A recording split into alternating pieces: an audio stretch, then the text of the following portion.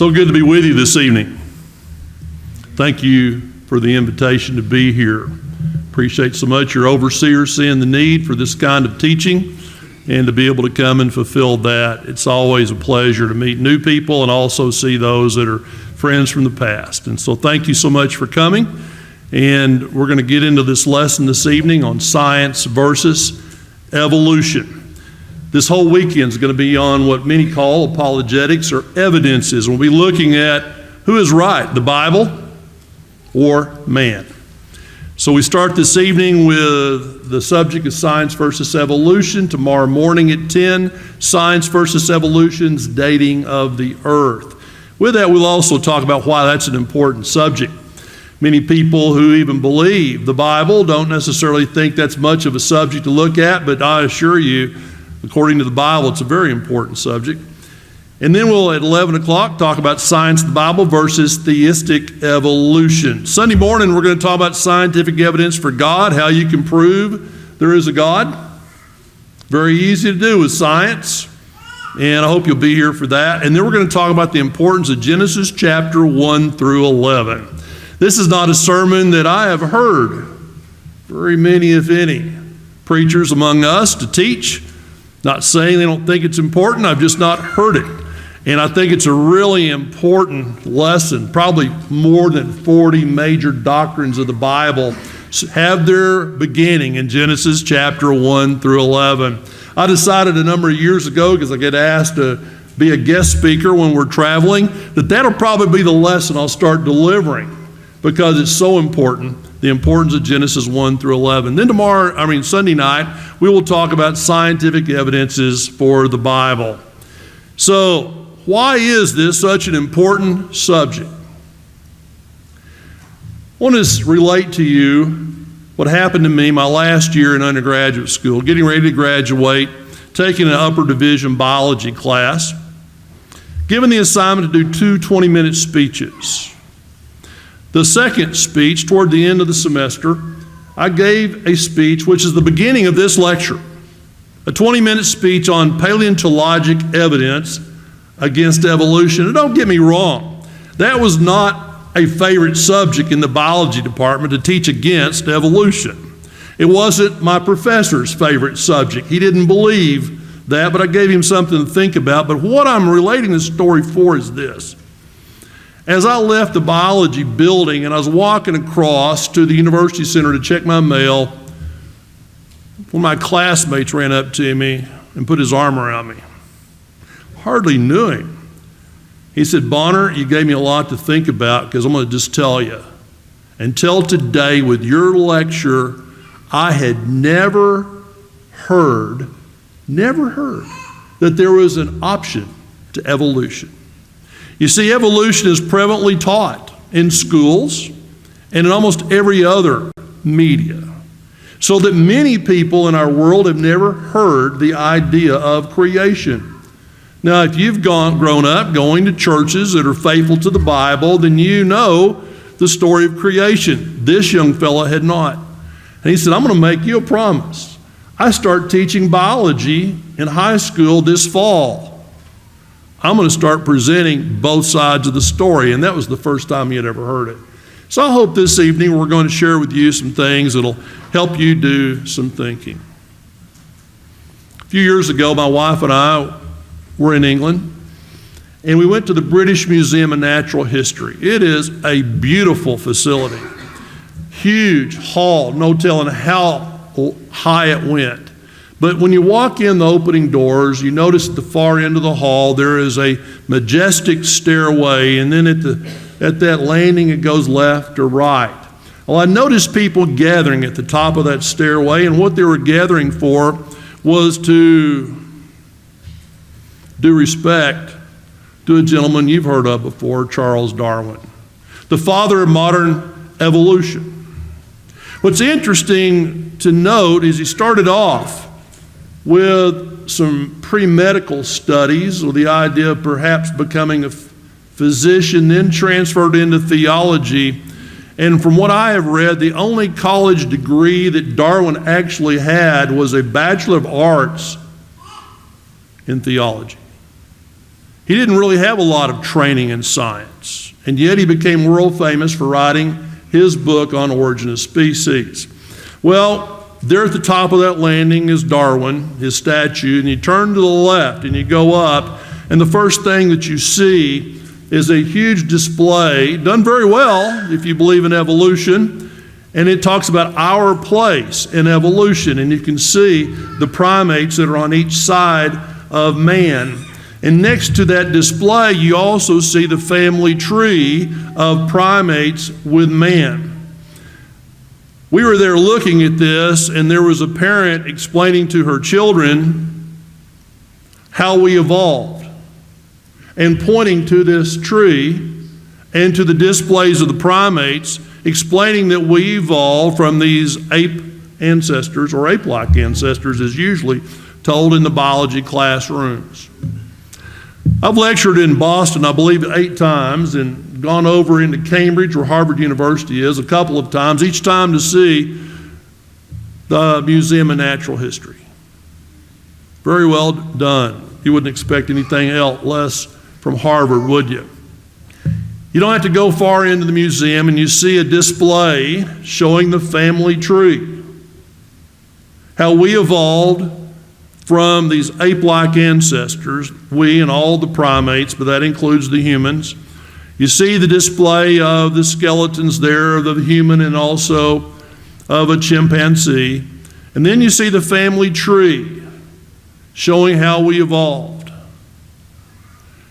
At that display, there was a man with what appeared to be his sons, could have been some sons' friends with him, and he was explaining to them how we evolved. You see, most of the world considers this a fact. And that's why in universities and museums of natural history, these displays are so extremely common. So like what we saw in England, this man was doing this in Harvard's museum. Now here in Houston, you go to the Museum of Natural Science, and you'll see a very elaborate display of how we evolved. When we were there and taking pictures, there was a young fellow that was a volunteer, and they had a lot of visitors that were teenagers, and he was explaining to them how we evolved from the ape-like ancestors. You go to the Smithsonian. In the United States, the Smithsonian is our equivalent of the British museums. You know, they're funded by the federal governments, and they're free to attend. And at the Smithsonian is a very elaborate display of how we evolved, the family tree, so to speak. Well, I want you to notice what is said at Harvard's museum. Evolution, like the theory of gravitation, is an essential truth supported by overwhelming scientific evidence. Now, when you hear about the theory of evolution, the word theory is typically used, but then it's described as a fact, just as much a fact as gravity. And you see that quote here. Well, obviously the Bible and evolution are in conflict. The very first chapter of the Bible, Genesis chapter 1, talks about how God created everything. In verse 1, he says, in the beginning, God created the heaven and the earth. And then he goes on to talk about each day and what was created on each day. And then down to verse 16, God made the two great lights, the greater light to rule the day, the lesser light to rule the night. He made the stars also. So on the fourth day, God says that he made the sun, the moon, and the stars. You get down to verse 26, it says, and God said, let us make man in our image, after our likeness, and let them have dominion over the fish of the sea, and over the fowl of the air, and over the cattle, and over all the earth, and over every creeping thing that creepeth upon the earth. In verse 31, he says, and God saw everything that he had made, and behold, it was very good. And the evening and the morning were the sixth day. So 6 days God took to create the world, and he tells us what he did on each one of these 6 days. So tomorrow we'll talk more about this when we talk about evolution's dating of the earth. The specifics of man's creation is given in Genesis chapter 2. And the Lord God formed man out of the dust of the ground and breathed in his nostrils a breath of life, and man became a living soul. He doesn't say that man evolved from an ape-like ancestor. That God took the dust of the ground and he made man. Now this man was made fully functional before there was a woman. And the whole story is told in Genesis chapter 2. And you notice what he says in verses 21 through 22 of Genesis 2. And the Lord God caused a deep sleep to fall upon Adam, and he slept. And he took one of his ribs, and the rib within the Lord God had taken from man made he woman. Now, according to evolution, man and woman evolved together. And if the story of evolution is true, they'd have to evolve together. But that's not what the Bible says. The Bible says he made man fully functional, and then he made the woman out of the rib from man's side. So that's totally in conflict with the theory of evolution. So the question is, are Genesis chapter 1 and 2, and I have to include Exodus 20, because when God gave the 10 commandments, when the people of Israel were in the wilderness having left Egypt, he retells part of the story of creation. So are Genesis 1 and 2 and Exodus 20, are they fact or are they fiction? Are they the truth or are they a fairy tale? Most of the world believes that they're a fairy tale. Or perhaps an eyewitness account. That's what I believe. I believe that Genesis 1 and 2 and Exodus 20 are an eyewitness account. God was the witness. He created the world, and then he gave the inspired writers the words to write in the Bible. So I believe it's an eyewitness account.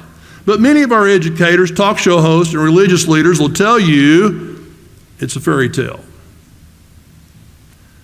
So what we want to do tonight is we want to look at the subject of science versus evolution. We want to look at evolution and answer this question. Is it fact or is it fiction? We'll do it in three parts. Number one, what is evolution? Because to define evolution is very eye-opening. You need to really understand the general theory of organic evolution. And then we're going to look at science versus evolution. And then we're going to talk about why not theistic evolution. And we won't do this all tonight. We'll do a good part of that tomorrow morning as well. So when we use the word evolution, we're not talking about change in general. We're talking about the general theory of organic evolution. And it's not a fact as some treat it. It is a theory. And it's the theory that all living things have arisen by a materialistic, naturalistic, evolutionary process from a single source, which itself arose by a similar process from a dead, inanimate world.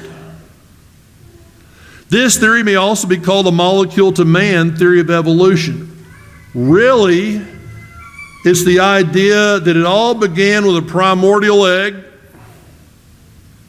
We got the first element, hydrogen. Everything came after hydrogen. That hydrogen essentially is responsible for everything that we know. So we could call it the atom to atom theory of evolution. We could call it the goo to you, because that's what it is. And then you look at Charles Darwin in Origin of Species. He said it's truly a wonderful fact. You see, even in 1859, when he wrote this book, he was theorizing this, and it wasn't new to him. Don't misunderstand. His grandfather, Erasmus Darwin, and his father, Robert Darwin, they were evolutionists, and they had been helping Charles to believe these ideas of evolution. He says, it's truly a wonderful fact that all animals and all plants throughout all time and space should be related to each other. This theory of evolution, remember that everything came from the primordial egg and hydrogen, and everything is the idea that we all have come from the same source, we evolved from it, and therefore we must all be related. And I point all this out because it's so important for us to not misunderstand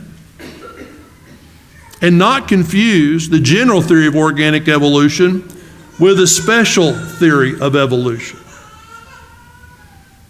Listen carefully, please. The special theory of evolution is a fact.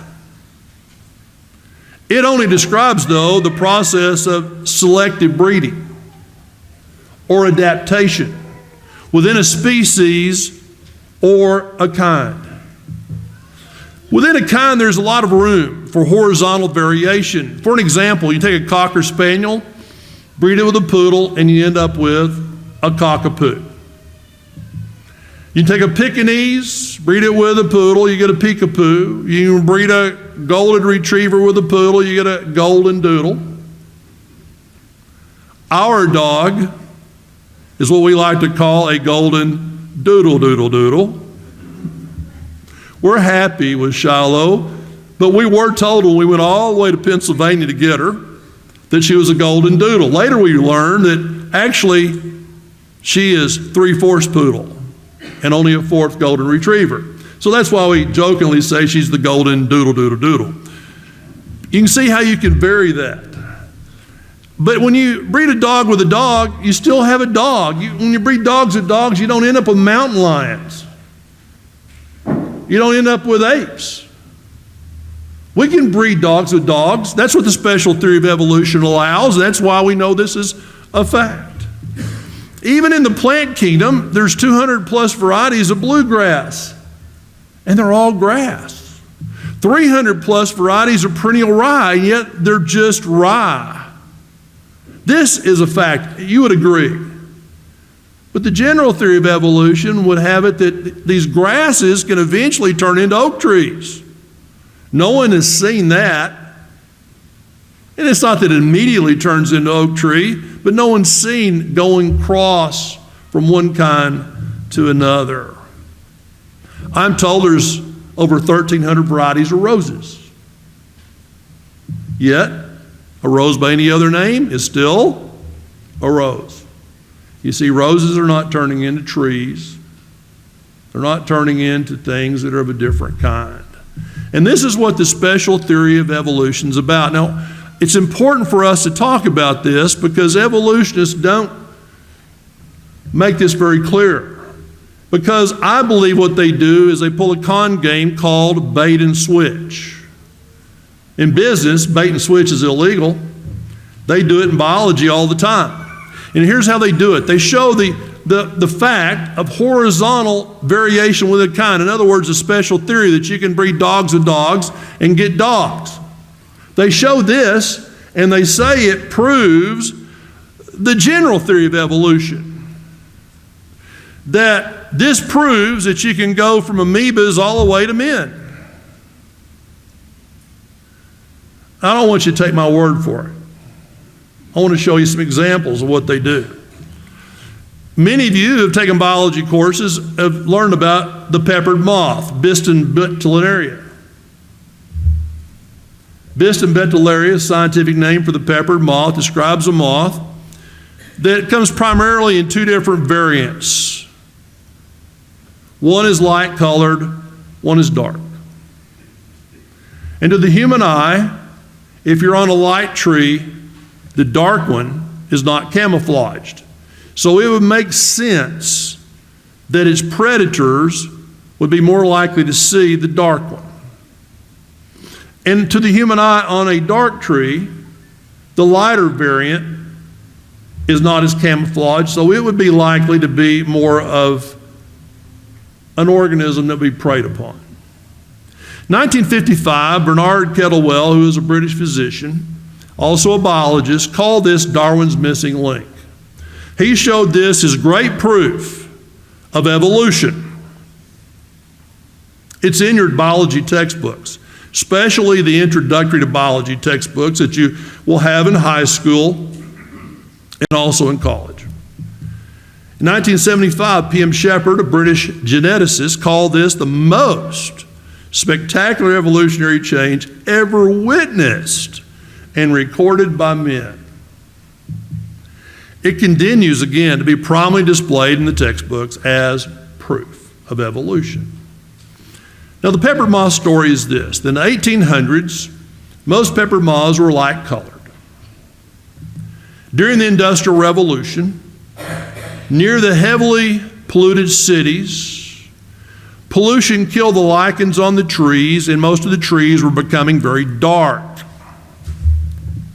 It claimed that the peppered moth population became predominantly dark and melanic, and the claim is following the 1956 Clean Air Act, the anti-pollution legislation there in England, that industrial melanism began to decline. It reversed. And so, to summarize, originally you had more white than dark peppered moths. Then when the trees got dark, you had more dark than white. And then when the trees were cleaning up, you ended up having more white than dark. And this proves evolution according to the evolutionist. I hope if I do nothing else for you young people this weekend, that I get you to question. And you ask, why is that? Now, that comes with a risk. I'm the first to admit that the risk is this. When you start raising your hand and asking questions, how do you know that? Do you know for sure that's the truth? How do you know that sometimes you get labeled as a troublemaker, even though you're not trying to be a smart aleck or cause trouble? But I'm going to tell you what's important about people that do that. That's where we get our best scientists. Our best scientists are not people that just memorize what they're told. Our best scientists ask questions. They want to know how you know that. And if we don't know we know that, then they investigate, or they find someone who has investigated or will investigate. So I present the story that they gave. Does that produce any questions for you? Well, I hope it did.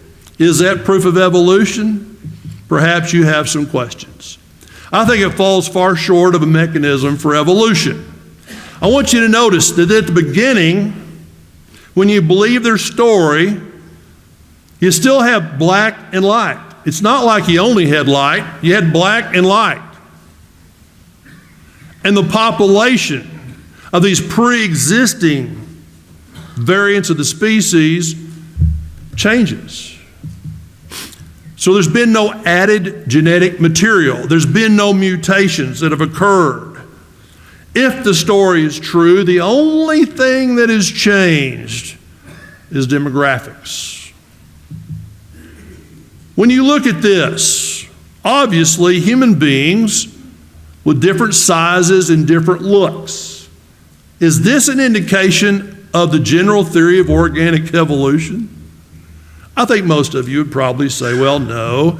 And then you look at a picture that is a lot like the community I live in, where we have very varied demographics. You do in Houston as well. We have people who have come from all parts of the world.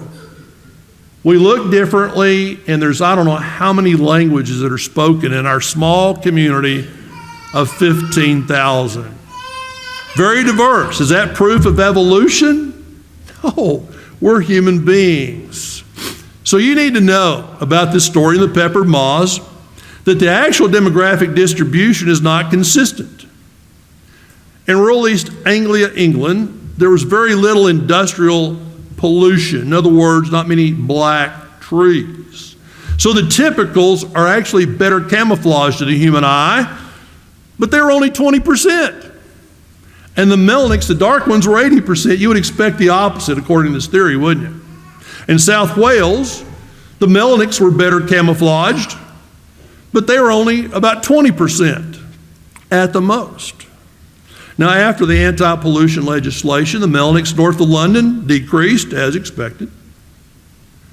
But the melanics south of London increased, very unexpected. By the 1970s and 1980s, biologists realized that melanism was not well correlated with environmental changes.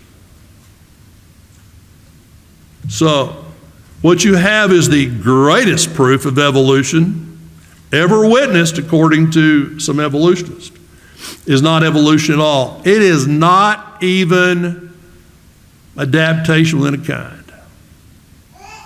This is really not an example of horizontal special theory evolution. It's not an example, certainly, of vertical evolution. It's all built on fake news.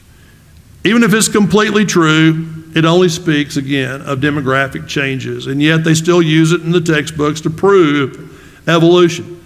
Here's my question. Is this academic honesty? It does not seem that to me. What you've just seen is an example of academic flim-flam, bait and switch, an example of what is supposed to be Darwinian evolution, also known as natural selection, survival of the fittest. Now, natural selection differs from selective breeding, since there's no intelligence directing it. And Charles Darwin's idea for the main process that brings about evolution was survival of the fittest. That's what was unique about his theory of evolution. You see, from the very beginning of time, there's always been the idea of God or not. And if you didn't believe in God, you had to believe it just came from its own coming. In other words, evolution. Whether you were as sophisticated as Darwin and his colleagues were or not. Now, I'm going to give you another example, which is in the textbooks. And you probably heard about this. I live in the panhandle of Texas, where from Dumas north, very flat land, and lots of corn is raised. Wheat, milo, corn, field corn, sweet corn. And we spray the bugs. And so you've heard of adaptation taking place where the spray is not as effective, this poison is not as effective as it used to be. Now notice in the little caption, evolution of pesticide resistance in an insect population. So this is used as an example of evolution. Pay close attention. What they show in the very top is a population that is already genetically resistant to the poisons and insects that are not. So when you spray, it kills all the insects that are not, or at least most of them. And what remains is the insects that already have genetic resistance to the poisons. So the survivors are the ones that already have the genetic resistance. They populate, and now the primary population you see of these insects is resistant. And this is used as an example of evolution. However, there's no added genetic material. These insects were already resistant. Now, if you'll just look at your textbooks, you will see this. Because they color code the ones that are already resistant. So what I want to encourage you to do, and along with asking questions, is read and think about what you're reading and look at the details. So, evolutionary, is it science or is it fiction? What about beneficial mutations? Well, that certainly was not an example. You need to understand the mutations are the result of damaged genetic information. Often a loss or distortion of genetic information. Most are non-fertile. They don't pass it on. Mutations that are favorable and add beneficial genetic material essentially do not exist. Mutations are different than intelligence-driven genetic engineering or gene therapy. It's amazing what modern-day scientists can do with gene therapy. But that's not natural selection. Evolution's a theory, but you need to also know it's not a scientific theory. You see, for a theory to be scientific, there's three things that need to take place. When I've served on research teams, we always went through the scientific theory and talked about how to do a good job of researching. Those of you who have served on investigative teams no doubt have done the same thing. So you first of all talk about how what we're doing here needs to be checked by observation. And the events and processes or properties that support it also need to be able to be observed. In other words, it just doesn't happen over here in the dark with no ability to observe anything or test anything, and then you come to your conclusion. And you ought to be able to falsify it. Now, falsification is really the crux of scientific investigation. If you can come up with an experiment that will show it false, and with that you just can't show it false, it doesn't prove it is, but you feel a whole lot better about it, it's most likely to be that way. So in order to be a scientific theory, you need to be able to do these three things. And it's on this basis that evolutionists say, well, creation should not be considered a scientific theory. Now, please listen to me carefully. I agree. You see, for creation to be a scientific theory, it had to be going on right now. And if you read Genesis chapter 2, 1 through 3, God finished creating. It's over. So you cannot observe creation. It's a historical event. But the evolutionists claim that evolution is an ongoing process, that it hasn't stopped, it continues, and so if it's a scientific theory, it ought to be able to be observed. But it's not amenable to the scientific method. And if evolution is not a historic fact, and if evolution is not a scientific theory, what is it? I would suggest it's a philosophy on the origin of the universe. It's a philosophy on the origin of life.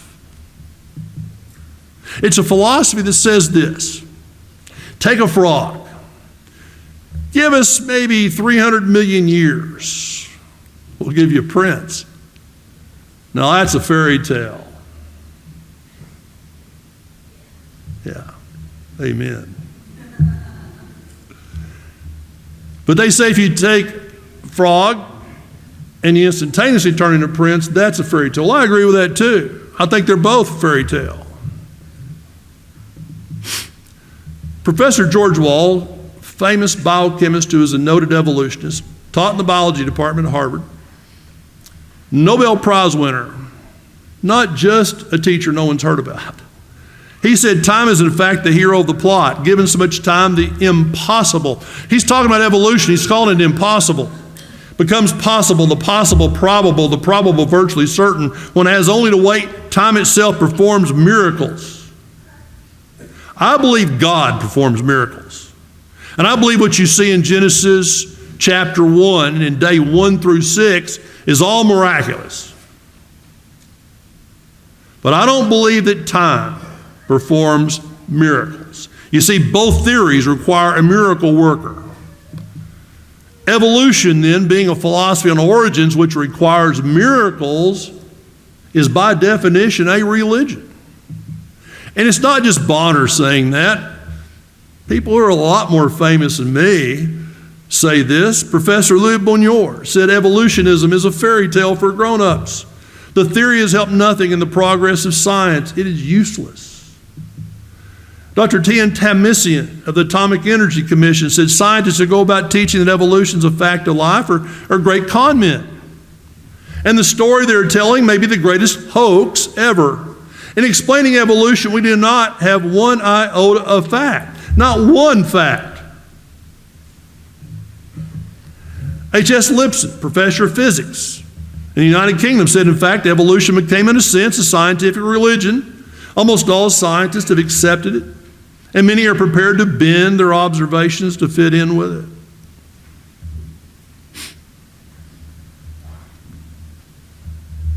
it. Evolution's a religion.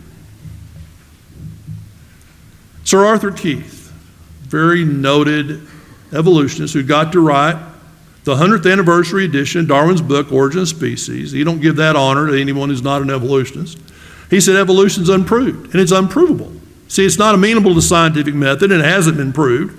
We believe it only because the only alternative is special creation, and that is unthinkable.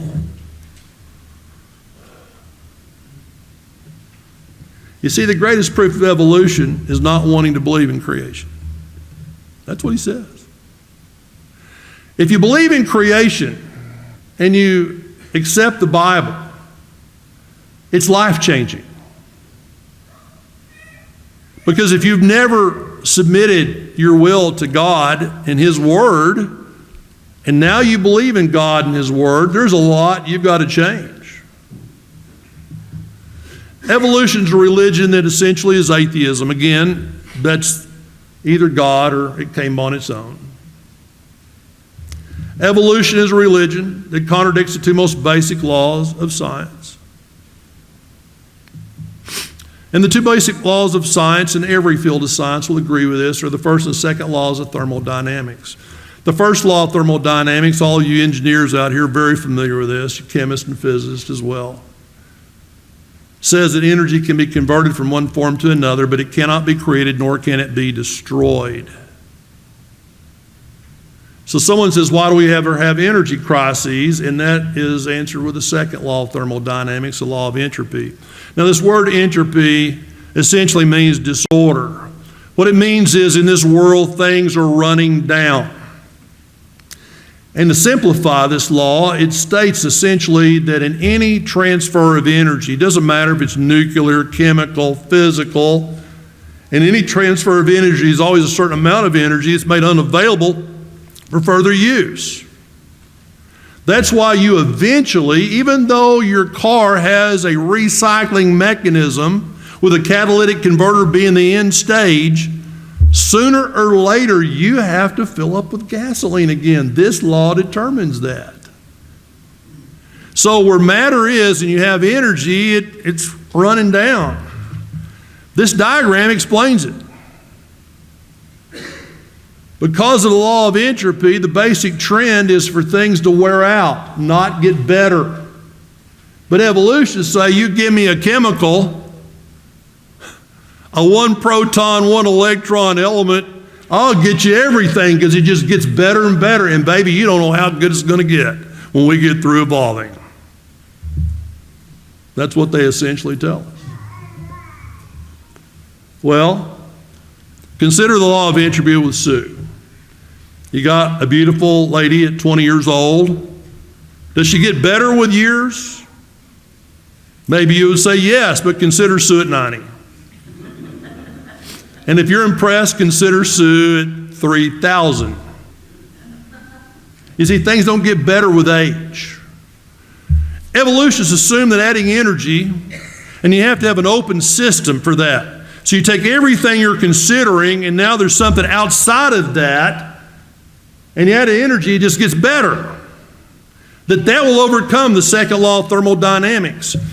I didn't really emphasize this, but you need to understand, when we say the two most basic laws of science, all scientists would have to agree, and that's why it's stated in so many textbooks, that if you take everything in science we have any doubt about and boil it down to the two things we're the most confident about, it's these two laws. And yet they said, oh no, open system will overcome that, but the universe is not an open system, it's a closed system, because when we're talking about the universe, everything there is we're talking about. There's nothing outside that's physical. We're talking about everything that's physical. Now, adding energy is destructive without a complex mechanism to harness it. So just putting energy on things does not make it better. And I'm going to give you some examples. 1941, unfortunately, the Japanese thought they would add energy to Pearl Harbor, and nothing in Pearl Harbor got better. It was destructive. Toward the end of World War II, we'd done everything we could to try to get the Japanese to stop the war. That included going all the way into Tokyo and bombing Tokyo.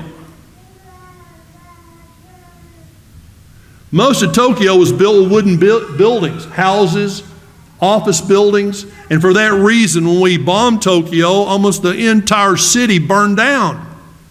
And yet, their leaders refused to stop the war. So our president made a decision. We've got to do something to stop this war. So those two atomic warheads were prepared. One was dropped on Nagasaki and the other one on Hiroshima. And let me tell you, nothing got better. Adding energy to something does not make it better. You have to have a complex mechanism to harness that energy. Well, the war came to an end, and I'm glad of that, and I'm glad that we can be friends with Japan. You take the sun, you put it on your car, it doesn't get better. It'll hurt the vinyl top. It'll ruin your paint job. Enough sun on your house, it'll ruin your roof. In fact, give it enough time, the whole building will be destroyed because there's no complex mechanism to do good with it. Now, man can invent complex mechanisms like solar panels. We can harness the sun's energy. I have a neighbor right across the street from me that one side of his house, solar panels. And they're harnessing the sun's energy for electricity. In nature, God saw fit to base almost everything that we have as food on chloroplast and this very complex chemical molecule called chlorophyll. Because of this complex molecule that is in chloroplast, that's in every green plant, it harnesses the sun's energy, and more plants are able to grow and flourish, and animals eat these plants, or they eat animals that are eating the plants. And it's this very complex molecule called chlorophyll that harnesses the sun's energy so we can utilize that energy. So evolution's a religion that is atheism. It contradicts the two most basic laws of science. It contradicts the law of biogenesis. The law of biogenesis is you have to have life to get life. But evolution says, no, give me a cosmic egg, give me a hydrogen, I'll get you the rest. It preaches the false concept of spontaneous generation, that life can just come out of basically nothing. Louis Pasteur disproved that almost 200 years ago. But yet, in a sense, they hang on to it. It evangelizes by academic peer pressure. Notice, Pierre Chardet, well-known Jesuit Catholic priest and scientist and paleontologist, said evolution is a general postulate to which all theories, all hypotheses must henceforth bow. In order to be thinkable and true, evolution is a light which illuminates all facts, which all lines of thought must follow. This is what evolution is, and so it is, that it affects every field of study. I made this statement, showed this quote, up near the University of Oklahoma, at a church at Purcell, Oklahoma. And there was a graduate student, he used to be a gospel preacher, and he was getting a master's degree in English. And he came up to me after the service, he said, brother, he said, that is so true. Even in English, the theory of evolution is heavy. It affects every field of study. Richard Dawkins, which many of you are familiar with, a very prolific writer defending evolution, said it's absolutely safe to say that if you meet someone who claims not to believe in evolution, that person's ignorant, stupid, or insane. You see, this is academic peer pressure. Nobody wants to be stupid or called stupid or insinuated that you're stupid. I'll tell you, Texas Tech University, I don't know if he's still there or not, but the university defended him, and I'm going to tell you, it's one of my alma maters. So I'm not trying to be overly critical of the university, but I am on this. They had a guy who was a biology professor. Former Catholic priest, went and got his PhD in biology. Now, I'll tell you, you need to know what it was in. His doctoral thesis was in the sea tick. Now, if you've not heard of the sea tick, that's the common name for it. It's part of zooplankton. The little organisms that float on the surface of the sea that a lot of whales will eat, and that's their diet, is the sea tick and everything else. The phytoplankton, the zooplankton. That's his PhD. So, very popular speaker at Tech, biology classes, 500 and more. And he would tell all those freshmen, if you want to go to medical or dental school, you have to come to me and prove to me you fully accept the theory of evolution. And if you won't do that, I won't write you a letter of recommendation for medical school, and you won't be able to get in. Now, first of all, he was telling them something that wasn't true. Now, maybe he believed it, and he thought he was that great. But I've served on the admissions committee for the University of Texas Dental School in San Antonio. And I can assure you that is not in anybody's thought. And nobody there has probably ever heard of him. And you certainly don't need a letter of recommendation from him or any specific person. But he convinces them of that. And the university defended him in that, calling it academic freedom. You see, that's huge academic pressure to believe in evolution. I'll just throw this in. He has the idea, obviously, that if you don't believe in evolution, you wouldn't be a good dentist or physician. He's never trained as a physician. He's never done rounds. He's never worked on the human body. He's an expert in CTEC. And I will tell you this, when I started at the University of Texas Dental School in San Antonio, one of the first lectures I listened to was by Dr. Vic Williams, double doctorate, PhD and MD. And I kind of teared up when I was talking to Brother Flatt this morning about it because I love this guy. He was talking about the importance of how we would respect the human body, these bodies that have been donated to science.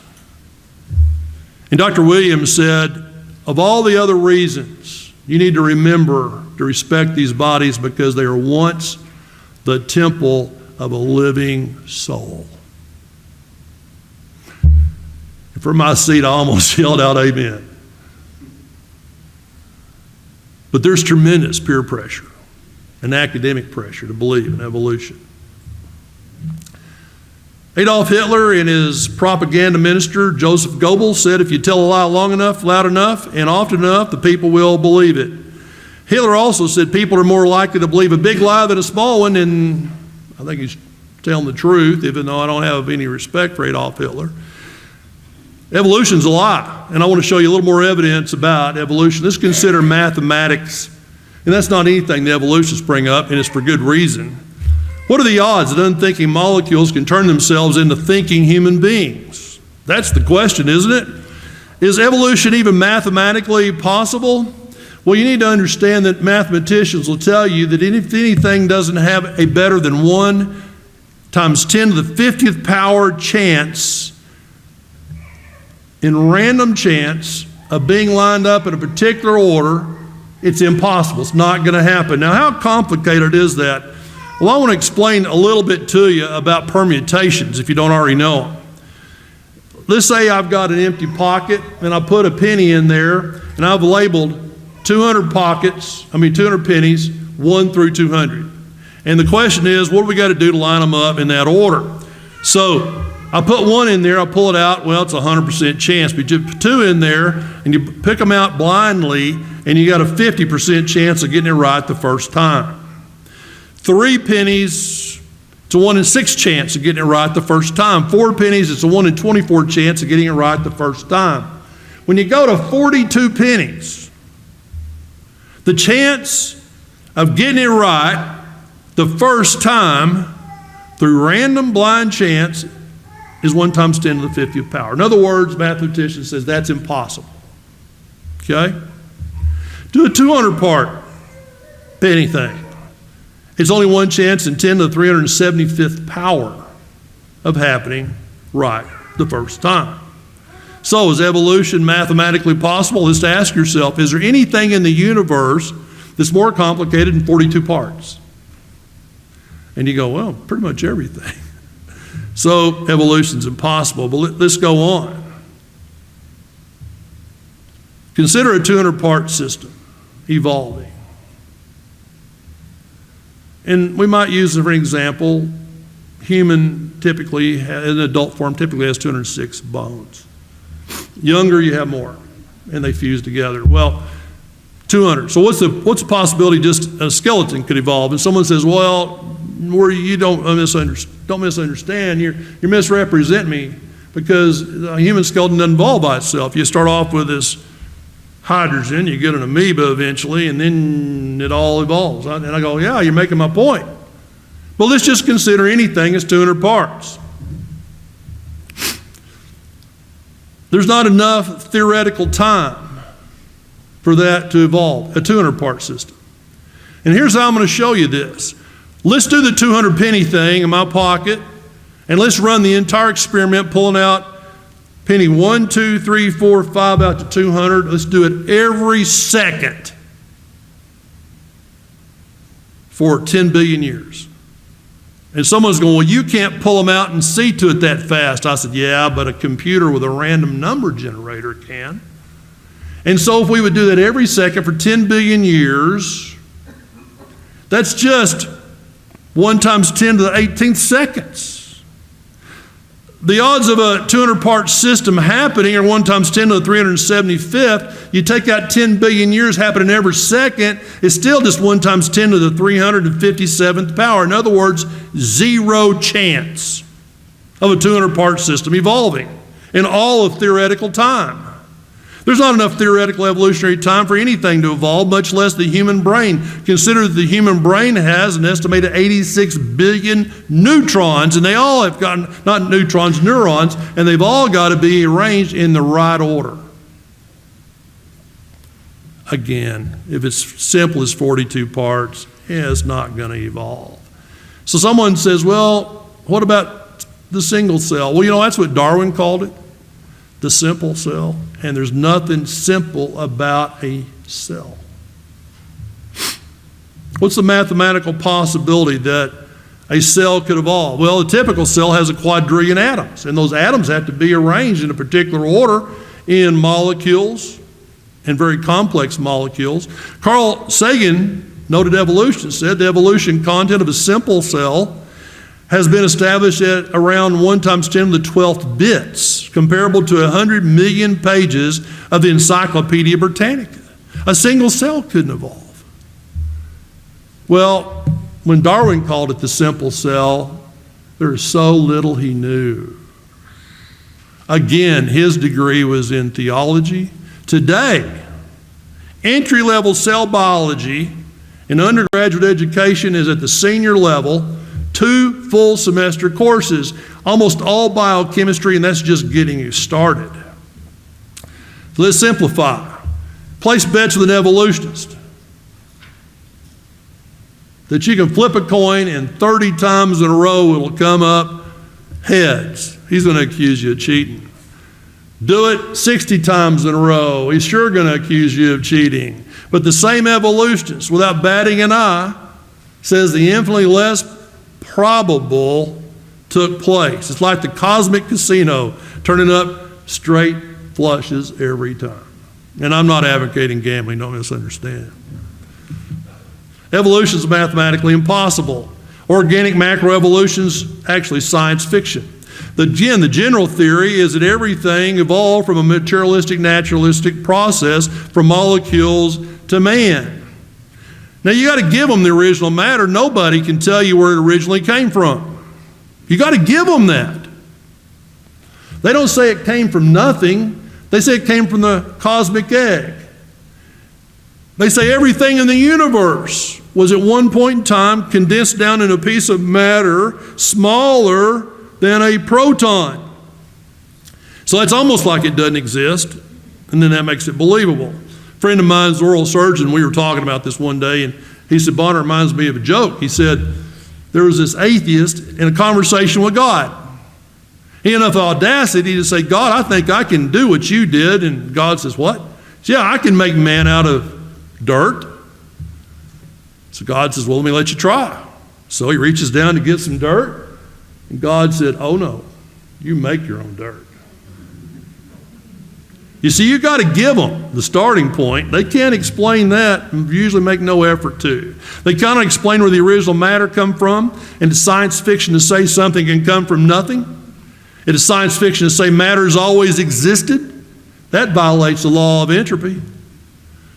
So, many call that original matter the cosmic egg, that all matter in the universe came from it. And that's unbelievable gravity, that anything, when you think about all the stars and all the satellites of those stars, all being condensed into a piece of matter smaller than a proton, that's unbelievable gravity. But then if you think about that, they say that 10 to 20 billion years ago, the Big Bang occurred. And I had a professor of astronomy that said, oh, that was only the last Big Bang. It's been going on, and this keeps going on. It goes out and comes in. But imagine this, that you have so much gravity that all of the matter in the universe is in this cosmic egg, and then it blows apart at the Big Bang. What kind of gravity is going to overtake that and bring it all back in again? What overcame that unbelievable gravity to cause the Big Bang explosion? Whatever overcame that evolutionary explosive force to bring it together? You see, it blows apart, and then it has to coalesce into galaxies, solar systems, planets, and other celestial objects. So that has another area of gravity. It's got to overcome all of that. Molecule to man theory of evolution, I would suggest, isn't it science fiction? But the story continues. They say the solar system evolved about 5 billion years ago, and planet Earth evolved about 4.6 billion years ago, and then life began to evolve after that. That all matter came from that single element known as hydrogen with the atomic weight of 1.00794. From the element hydrogen, the universe and life evolved. How? Well, evolutionists give two primary ideas. One is that all we needed for life came from outer space. And they use Sutter's Mills meteorite as an example, not of life, but of some primordial ooze, that they refer to it as. And still, that doesn't explain the beginning of life even then. Or chemical evolution.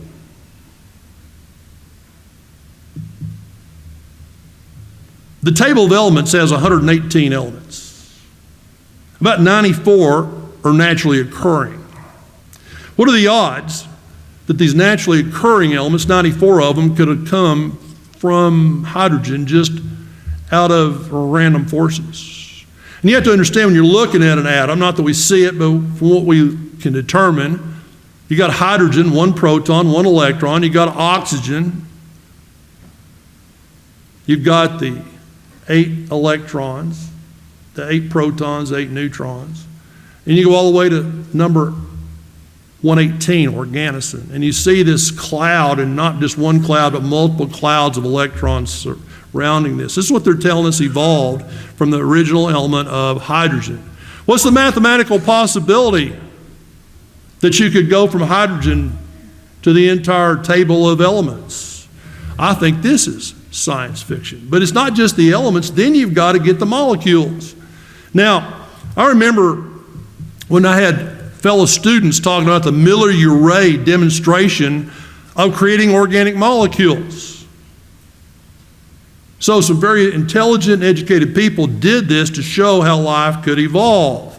So you have all the glassware going in the laboratory. You got a heat source. The heat source will help you circulate what's in the rest of the glassware and also be able to trap it and be able to get it out.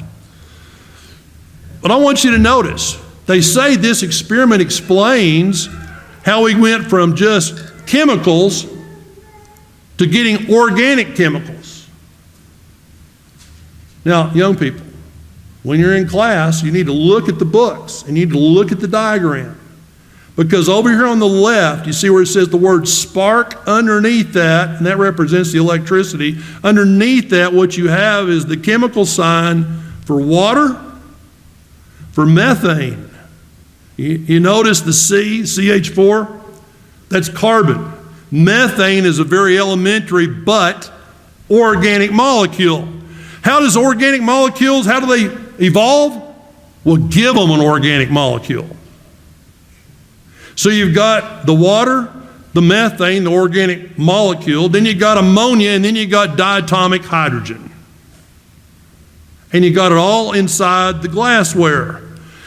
They have to have it in the glassware because in the presence of oxygen, O2, none of this can take place.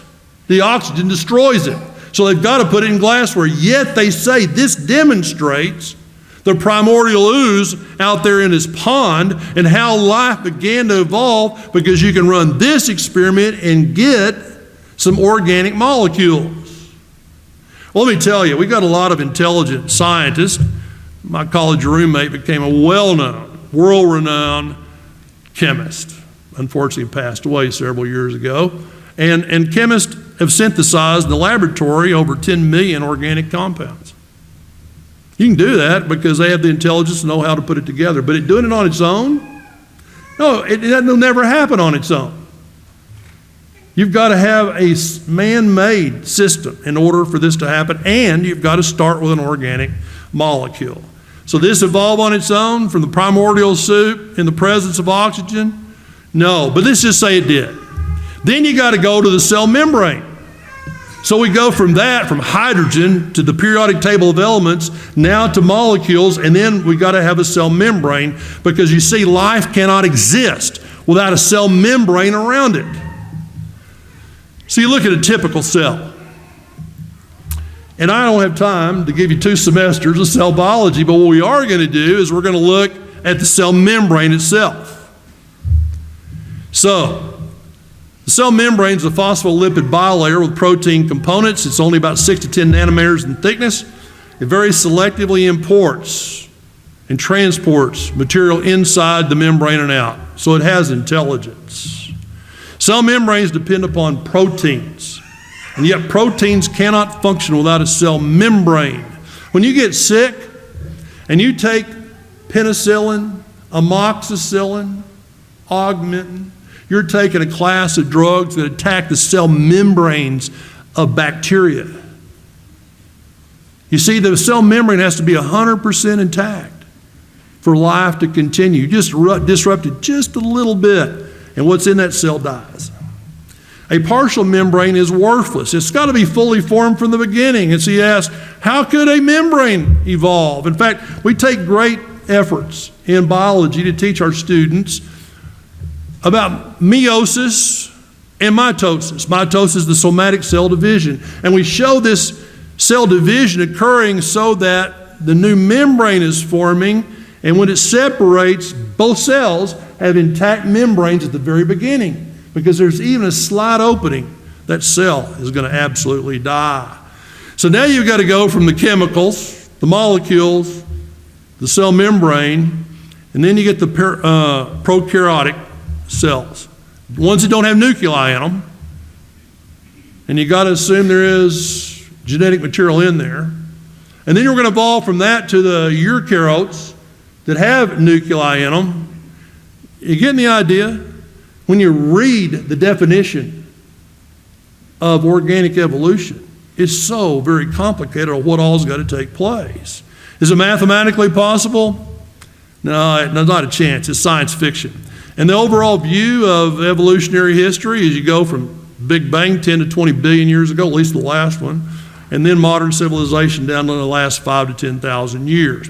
They use the geologic timetable to try to show this is historic evidence of this. Tomorrow morning we're going to talk about this in a lot of detail. But what I want to show you is that geologic column represents the biology tree, the tree of life, beginning with that first single cell and evolving into plants, animals, and human beings, therefore showing we all related to each other. The progression is not there. Only what you see at the tips is what you have. Professor Gould, a noted evolutionist, said the evolutionary trees that adorn our textbooks have data only at the tips and nodes of their branches. The rest is inference, however reasonable, not the evidence of fossils. So they pull out the evolutionary tree and the geologic column and say, yeah, these go together. Not the evidence of fossils. No. Dr. Colin Patterson, senior paleontologist, I believe he's now deceased, was at the British Museum of Natural History for years, and he said, I fully agree with your comments on the lack of evolutionary transitions in my book. If I knew of any, fossil or living, I would have certainly included them. I'll lay it on the line. There's not one such fossil. So when they're talking to him about his book of paleontology, he said, where's the transitional forms? He says, there isn't any. If there were, I'd put them in the book. David Ropp said in the years after Darwin, his advocates hope to find predictable progressions. In general, they have not been found, yet the optimism has died hard in some pure fantasy. Fantasy has crept in the textbooks. Yet Charles Darwin said, if it could be demonstrated that any complex organ existed which could not possibly have been transformed by numerous successive slight modifications, my theory would absolutely break down. But I can find out no such case. I have a question. Have you seen any cases of that tonight? I think we've shown quite a few. Well, let's answer Darwin's question by looking at just a couple of things. Because what he's asking for is irreducible complexity. In other words, is there anything complicated enough it couldn't just have evolved through uniformitarianism? How about the bombardier beetle? Bombardier beetle is pretty fascinating. He has this defense system in which he can repulse ants, spiders, frogs, praying mantis. He's got a chemical plant. He has glands that make these chemicals. You know, I always enjoy seeing the Houston area. My wife grew up in Baytown, and over in Pasadena to Baytown, and even over here, you have these chemical plants and refineries, and you have these huge storage tanks that store what they manufacture. You're familiar with that. So, like that, the bombardier beetle has these glands. They're the chemical plants that make these chemicals. And then they're squeezed into storage tanks. And then they're put into a mixing tank. And once the mixing tank mixes them, then you have a chemical reaction that makes very noxious chemicals and raises the temperature to about that of boiling water. In other words, about 212 degrees Fahrenheit. And then he's got this gun that he shoots at his predators with to run them off. So now I have a question. What evolved first? The glands without the tanks? No place to put the chemicals? Or how about the tanks first, and now you got empty tanks, evolves the glands? But then there's no place to mix it. So did he evolve the mixing tank first? And then the storage tanks that are separate, plus the glands. And he goes down to the mixing tank, and if you don't have a gun to fire it out of, then the bombardier beetle blows himself up. So did he evolve the gun first? And he can twist this gun around and aim it at his predators like a machine gun. And it does it in a staccato fashion. Irreducible complexity. There's no answer to that question that goes along with evolution. But I think you can see how a creator could make it all at once, and it makes perfect sense. You go to simple bacteria that have flagella. Some have one, some have a number of them. And what's amazing about these flagella are used to propel a bacteria in a medium. And they have a motor. Some of y'all have boats, I imagine. And you have like an outboard motor or maybe an inboard. And that motor propels you through the water. Well, that's what a flagella does, and what makes it rotate. It's got a motor made up of molecules, and it has a rotor, which would be no good without a stator. It's got bushings. It's got a universal joint. And all the biologists tell us it's exactly this way, and this is their drawings.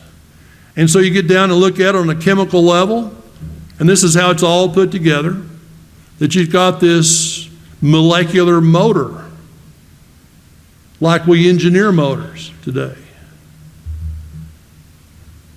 I would suggest that is a tremendous example of irreducible complexity. So evolution's a theory, but it's not scientific, it's science fiction. John 8:32 says, "The truth shall make you free." We're appealing to truth. We're appealing to open-mindedness. I hope you're in search of truth. If you have questions, I'm glad to answer them after the service, but also I encourage you to come back tomorrow morning at 10. We're going to be looking at a lot more evidence. And so I thank you for your attendance, but I want to ask you, are you here this evening and need to respond to the gospel invitation? If you do, there's no time like the present. We're going to sing an invitation song to encourage you. And if you need to respond to that invitation in a public way, why don't you come forward as we stand and sing. this song.